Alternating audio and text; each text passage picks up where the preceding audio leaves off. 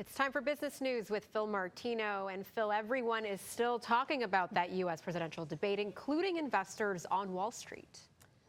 Yeah, so I'm going to talk a little bit today about Trump media shares because today they had like a roller coaster of a ride, those shares. And that's after the first U.S. presidential debate last night. The stock jumped 5% at the opening bell after President Joe Biden's shaky performance, but the gains were quickly erased. Trump media shares were down 10% in the end.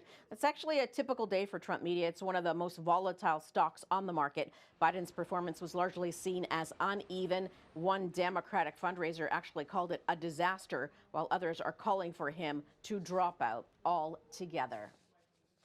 Okay, and it's yet another sign that customers are reining in their spending. A major shoemaker is seeing declining sales.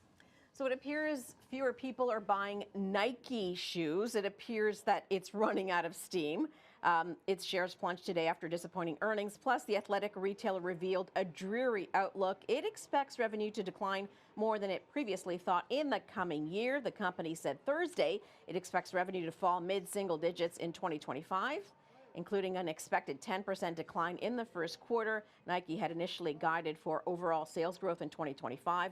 One of the biggest challenges continues to be competition from newer companies like Hoka.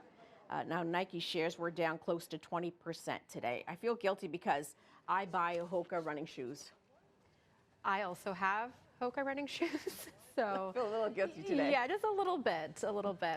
Now, we marked the 15th anniversary of Michael Jackson's death earlier this week, and some new information is coming to surface about the King of Pop's financial situation. Yes. Okay. So there are some new revelations, and they were revealed in new court documents. And they show Michael Jackson had accumulated more than $500 million of debt when he died in 2009. The Guardian reports a June court filing by the executors of his estate provided some of the most complete details yet about his strained finances at the time of his death.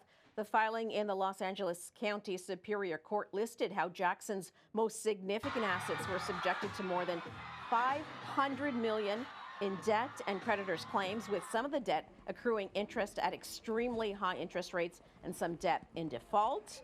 Now, we're hearing that creditors had lodged more than 65 claims against Jackson, but the executors wrote in the filing that they had settled or otherwise resolved most of the creditors' claims and other court actions. Jackson died on June 25th of 2009 at the age of 50, and that was just before he planned to head out on his This Is It concert tour.